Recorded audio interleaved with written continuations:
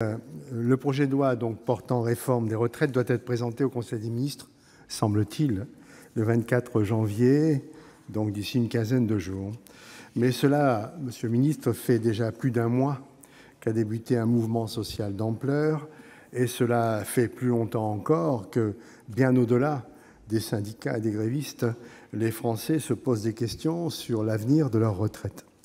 C'est pourquoi, monsieur le ministre, la commission des affaires sociales a souhaité l'organisation de ce débat ici au Sénat dès la rentrée, afin que le Parlement et, à travers lui, le plus grand nombre de nos compatriotes puissent dès à présent y voir clair sur l'essentiel. Qu'elle s'inscrive dans le présent, dans un proche avenir ou dans une perspective lointaine, chacun se sent évidemment concerné par la retraite. De ce fait, il s'agit d'un sujet politique hautement inflammable. Pour qu'une réforme, a fortiori un changement complet de règles de calcul soit acceptable, il faut que les Français, monsieur le ministre, aient confiance dans ce qui leur est proposé. Or, on ne peut que constater qu'ils ne font guère confiance au gouvernement. Pour partie, cela s'inscrit dans une évolution générale et préoccupante de défiance dans la parole publique. Mais pour partie, cela vient directement des actions du gouvernement que le Sénat a régulièrement dénoncées. Ainsi, comment croire dans des promesses de maintien de niveau de vie des retraités, dans une sanctuarisation de l'évaluation de la valeur du point, comme dit le Premier ministre, quand, depuis 3 ans, le gouvernement ne cesse de fouler aux pieds l'actuelle règle de revalorisation censée garantir que les pensions progressent au même rythme que l'inflation. Après le gel des pensions en 2018, après le quasi-gel de celles-ci en 2019, assorti d'une augmentation de 1,7 de la CSG sur les pensions, après la reconduction de cette mesure en 2020 pour les retraités dont la pension dépasse 2 000 €, de ce point de vue, le gouvernement a tout fait pour démonétiser sa propre parole et celle, malheureusement, de ses successeurs. Par ailleurs, comment faire partager l'idée de travailler plus longtemps quand le président de la République, durant sa campagne, n'a cessé de répéter qu'il ne toucherait pas à l'âge légal de départ à la retraite sans jamais évoquer un quelconque âge pivot. Quand ce même président clamait haut et fort son refus des réformes paramétriques, et alors que, depuis 3 ans, vous n'avez cessé de vous opposer aux initiatives du Sénat visant à augmenter progressivement l'âge légal de départ à la retraite. Comment les Français pourraient-ils s'y retrouver après de telles incohérences et un tel manque de pédagogie?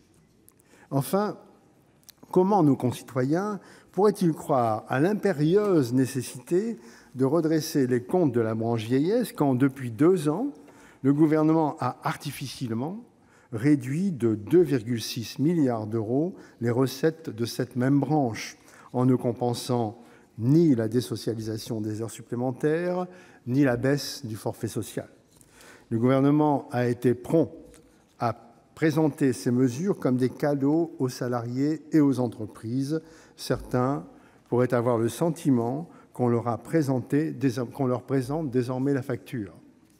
Face à un État impécunieux et à un système de retraite en déséquilibre structurel, comment les différents régimes ayant accumulé des réserves pour garantir leurs engagements futurs pourraient-ils ne pas interpréter le régime universel comme une tentative de « hold-up » d'un État cigale qui devra notamment faire face aux pensions de ses fonctionnaires avec un ratio démographique de plus en plus défavorable. En somme, monsieur le ministre, le gouvernement a tout fait depuis le début du quinquennat pour créer le doute et la confusion dans l'esprit de nos compatriotes lorsqu'il est question des retraites. Il a, hélas, parfaitement réussi et ne doit donc pas s'étonner de récolter de la défiance face aux promesses qu'il formule, notamment en termes de justice sociale et de maintien de pouvoir d'achat des retraités.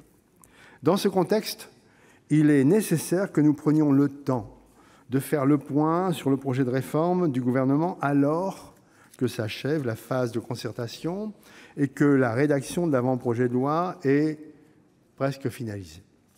La formule de ce débat est vivante puisque, après les interventions liminaires de différents groupes politiques, s'engagera une séquence de questions-réponses qui devrait nous permettre de balayer de nombreuses questions que se posent nos concitoyens et les parlementaires que nous sommes.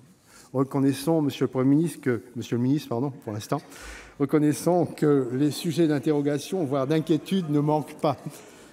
Je pense aux conséquences du basculement du calcul des pensions en trimestre vers un système à points, notamment quand on a connu une carrière hachée en raison de périodes de chômage ou quand on s'est arrêté pour élever des enfants.